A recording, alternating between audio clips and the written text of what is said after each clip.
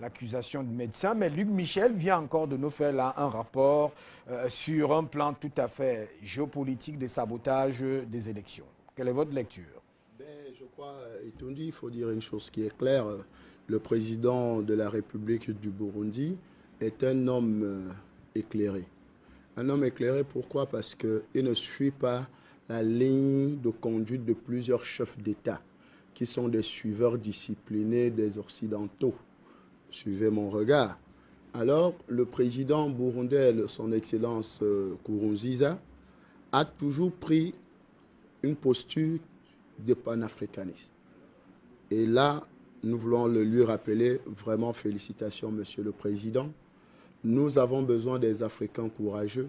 Nous avons besoin de ces Africains capables de tenir bon face aux épreuves.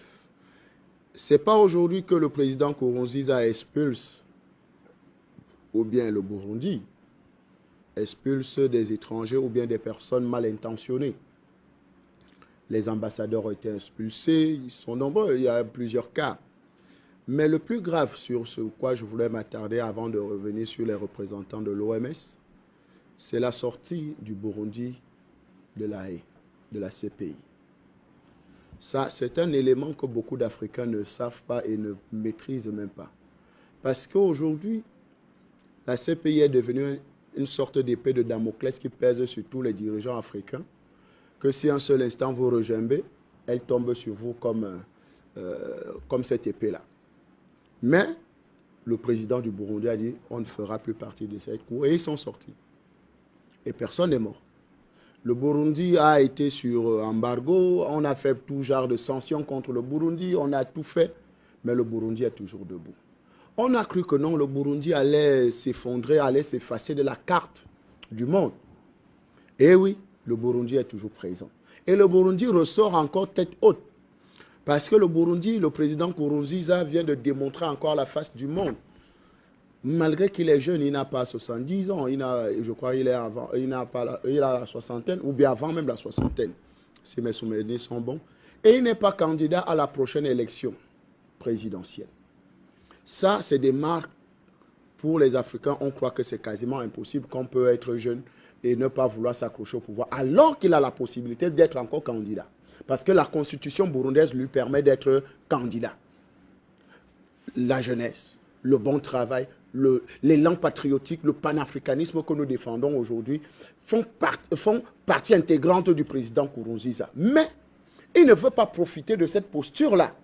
Il dit que non, moi je suis un être humain, je dois passer le pouvoir à quelqu'un d'autre. Et aujourd'hui, pour la prochaine élection présidentielle, on aura un chef d'État sortant qui a la possibilité d'être candidat, mais qui n'est plus candidat. Et ça choque les Occidentaux parce qu'eux, ils pensent tellement que non, lors des affaires qu'ils ont créées, que la démocratie, là, ça devait être seulement leur apanage. C'est-à-dire 2 mandats et quelqu'un s'en va. Aujourd'hui, ils sont surpris que même les Africains pratiquent cela plus mieux. Et le président Nkurunziza vient de le démontrer encore en Mondiovision.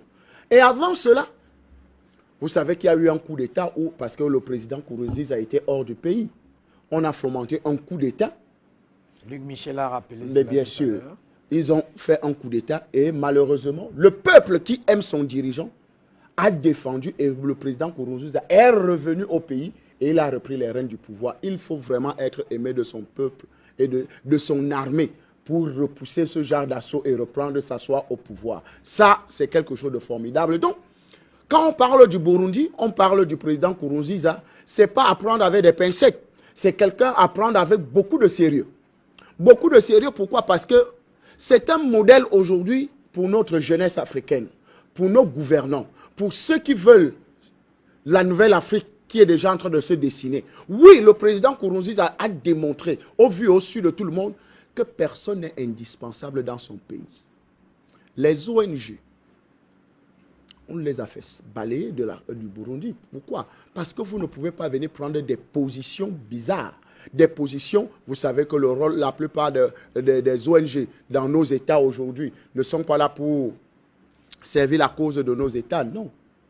Vous imaginez un peu le problème que le Cameroun a avec certaines ONG, Human Rights Watch et tout le reste. Donc, vous comprenez aujourd'hui que le Burundi et le président Nkurunziza prenne de bonnes décisions. Pourquoi? Parce que c'est un État souverain. Le Burundi est dans la défense de sa souveraineté. Et vous ne pouvez pas venir vous intégrer ou bien vouloir imposer à un pays qui est souverain des méthodes de fonctionnement. Alors, c'est pour ça qu'on peut dire aux représentants de l'OMS, messieurs, mesdames, dégagez de notre territoire. Vous n'avez plus de place ici. Et je crois que ça doit faire tache d'huile dans les autres États. Dominique Yamtimba, vous avez planté le revers, parce que c'est dans ce chapitre sur des éléments géopolitiques et géostratégiques. Je demandais la carte du Burundi là. Est-ce que cet acte, il est seulement une crise sanitaire ou bien il rentre dans la diplomatie, il rentre dans les relations entre le Burundi et les instances internationales, autres que l'OMS?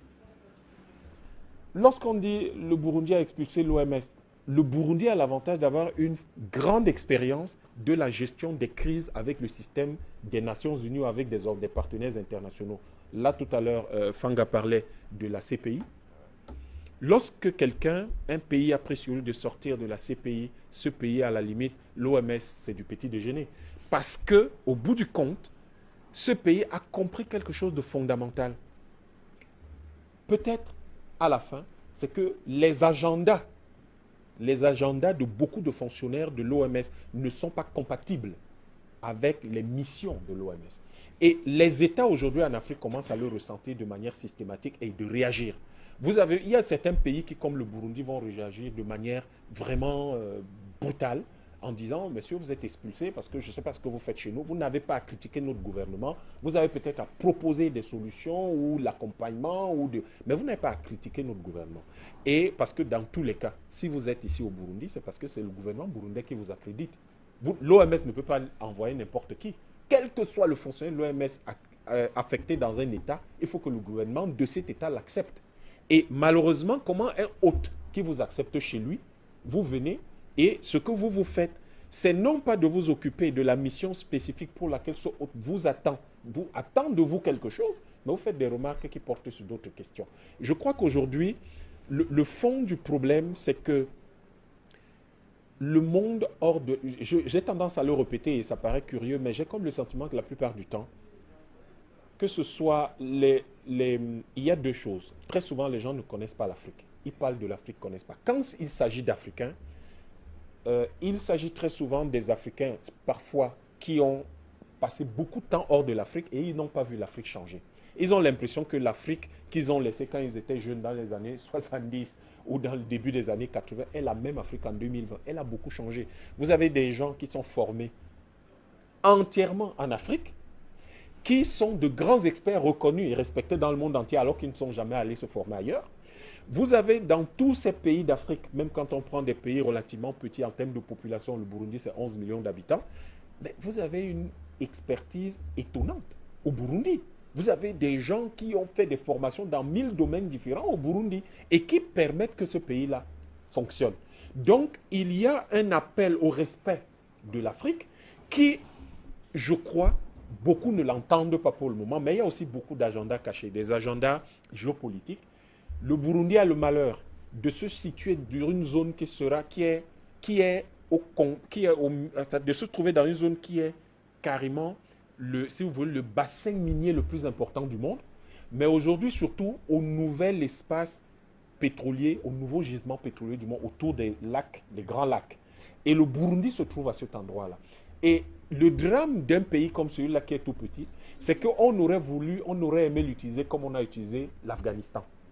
Sauf que vous voyez ce que c'est que l'Afghanistan aujourd'hui. Quand un pays se retrouve dans un couloir minier et énergétique, il subit justement ce genre de problème.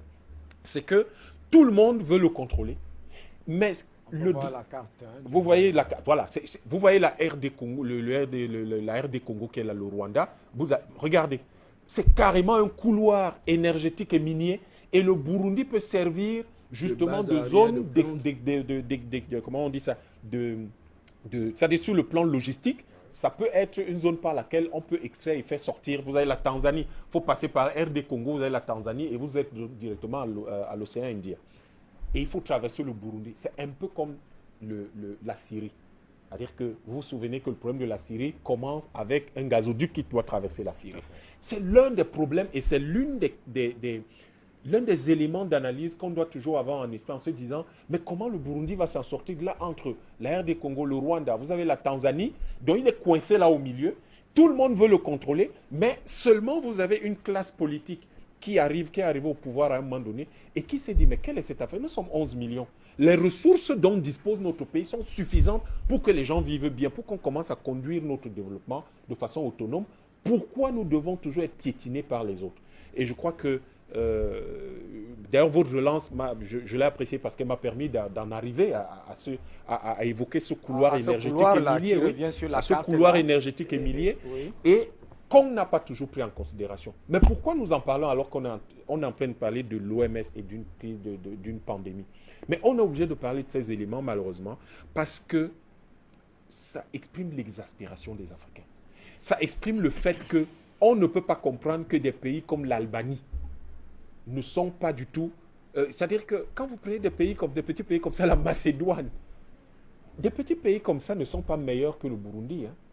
Ils ne sont pas meilleurs. Le seul problème, c'est que le Burundi est en Afrique, peuplé d'Africains. Et avec des gens qui ont été... Comme ça a été une ancienne colonie, on estime que ça doit rester comme ça. Pourquoi le Burundi deviendrait un pays indépendant, un pays sûr de lui? En réalité, ce qu'on n'aime pas chez les Africains, c'est qu'ils soient sûrs d'eux et qu'ils soient sérieux.